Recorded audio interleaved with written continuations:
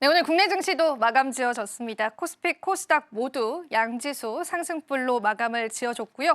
기관이 6,600억 원 넘게 유가증권 시장에서 순매수세를 보여왔습니다. 오늘은 상승 종목이 하락 종목보다 압도적으로 많진 않았지만요. 시가총액 상위 종목군들의 탄력이 좀 눈에 띄는 시장이었고요.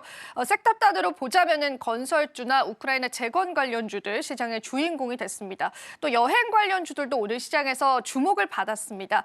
레드캡 투어의 영업이익률 최대 실적을 경신했다라는 소식들 때문에 관련한 섹터가 들썩이는 모습까지도 확인이 됐었고요. 또 전선 관련해서 또 2차 전지 안에서는 전고체 관련주, 또 관세 리스크 많았었던 자동차 업종들도 오늘 일제히 상승하면서 좋은 시장 탄력들 나타내주고 있습니다. 시장 유동성, 거래 대금도 좋은 흐름까지도 이어지고 있기 때문에 추가적인 시장의 전략들 같이 잡아보면 좋을 것 같습니다. 자, 오늘 시장을 우리가 어떻게 분석하느냐에 따라서 또 앞으로의 시장에 관한 전략을 다르게 가져갈 수 있을 것 같아서요. 오늘 같은 경우에도 본부장님과 또 시장에 관한 이야기를 좀 나눠볼 텐데요. 자, 오늘 일단은 삼성전자와 SK하이닉스 쪽에 관한 또 외국인 수급이 좀 엇갈리는 모습이 보여지기는 했습니다. 근데 일단 삼성전자, 하이닉스 모두 다 상승을 해주면서 지수를 견인해주는 모습까지도 확인이 됐는데 전반적으로 대형주의 흐름부터 좀 짚어보고 또 시장 흐름 계속 이야기해볼까요? 네네.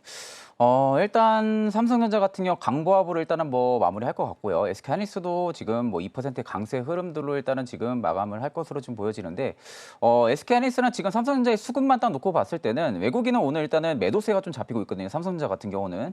반대로 SK하이닉스는 일단은 순매수세가 좀 잡히고 있는 부분들이고, 네, 다만 이제 어떻게 보면은 기관이라든지 연기금의 매수력은 삼성전자가 좀 압도적으로 좀 좋은 상황입니다. 그러니까 외국인들 같은 경우 러브콜을 지금 크게는 삼성전자가 못 받고 있는 상황이긴 하지만 기관이라든지 뭐 연기금, 기타 법인 쪽 같은 경우가 계속해서 매수 물량을 좀 받쳐주고 있다는 것은 앞전에도 말씀드렸다시피 상대적으로 가격에 대한 부담감이 전혀 없는 구간이라는 거죠.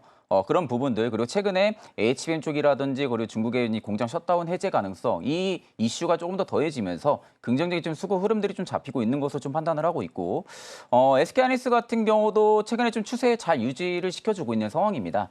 워낙 좀 HBM 쪽 같은 경우는 실질적인 성과를 이미 보여준 기업 중에 하나고요. 그럼 여기서 이제 중요한 부분들은 엔비디아 측에 대한 부분들의 독점 체제가 만약에 깨진다라는 이런 이슈들만 더해지지가 않는다고 하게 되면은 일단은 어느 정도 추세를 좀 유지를 시켜줄 가능성이 높다라고 보고 있고, 일단 이제 SK하이닉스가 좀 우려감은 그거죠. 앞전에 말씀드린 대로 엔비디아의 만약에 오픈 AI로 인해서 엔비디아의 독점 체제가 깨진다라고 하게 되면은 SK하이닉스가 상대적으로 좀 매물 추이가 좀 나올 가능성이 높습니다. 그럼 반대로 삼성전자 측에 좀 순매수 유입이 좀 될 가능성이 높고요. 근데 이제 아마 그 이슈가 어떻게 보면 가장 빠른 시일 안에 나오기는 어렵다고 보고 있거든요. 가장 빠른 시일 안에, 그러니까 단기간 안에는 그 이슈에 대한 부분들을 우려감으로 인해서 매물 출회가 될 가능성이 높다라고는 좀 제한적으로 바라보고 있는 상황이고, 다만 일단 저는 아직까지 기보유를 SK하이닉스 쪽 같은 경우 하고 있다라고 하게 되면은 일단 저는 뭐 홀딩 하시는 게 좀 맞다고 보고 있는 상황이고요.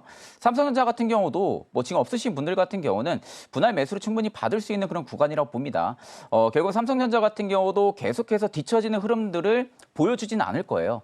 그러면 SK하이닉스 쪽에 지금은 계속해서 뒷걸음질 쳐지고 있는 상황인데, 이 뒷걸음질 쳐져 있는 부분들의 격차를 조금씩이라도 줄여 나가게 되면은 이미 밸류상으로 부담이 없는 가격대까지 내려온 부분들이기 때문에 조금만 긍정적인 이슈만 삼성전자에 나온다 해도 아마 반발 매수 심리는 강하게 움직일 가능성이 높습니다.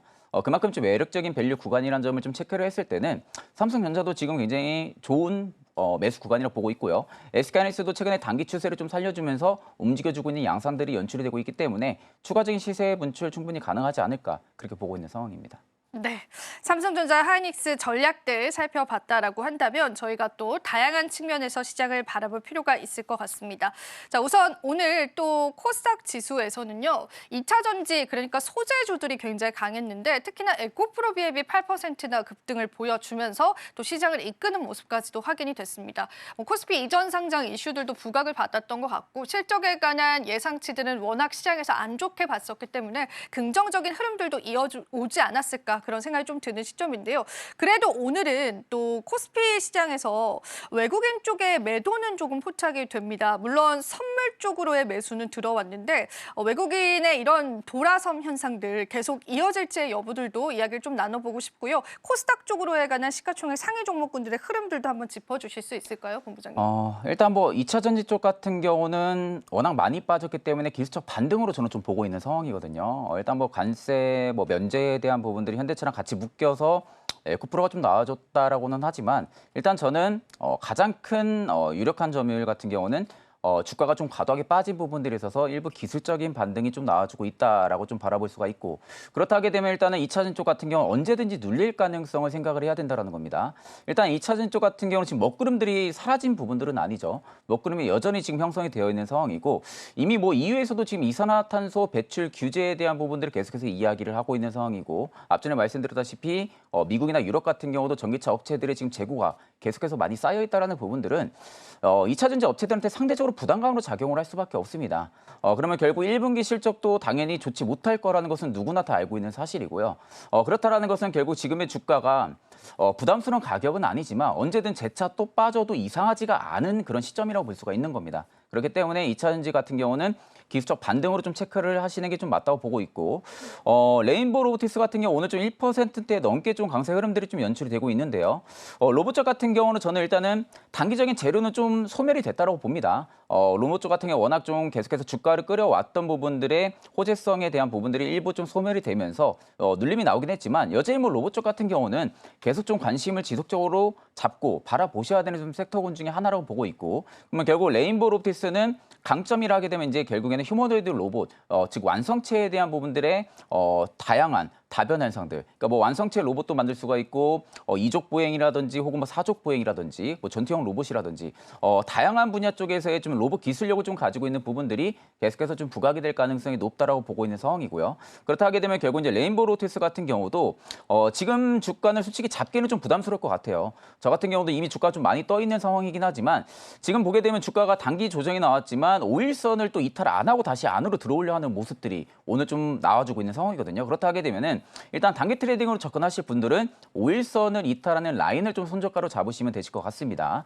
그리고 반대로 일단은 로봇 쪽 같은 경우는 어느 기업들을 좀 담아야 되냐라고 하게 되면은 저는 이제 상대적으로 코스피 쪽에 두산 로보틱스 같은 경우는 굉장히 좀 좋게 보고 있는 상황이에요. 다만 이제 두산 로보틱스가 단기간에 올라가기는 힘듭니다. 단기간에 올라가기는 굉장히 힘들지만 아마 모아가기에는 굉장히 좋은 자리라고 보고 있는 상황이거든요. 내가 좀 충분히 중장기적으로 끌고 갈 수 있다라고 하게 되면은 오히려 레인보우 로보틱스보다 두산 로보틱스 쪽에 조금 더 눈길을 보셔도 나쁘지 않다고 보고 있는 상황입니다.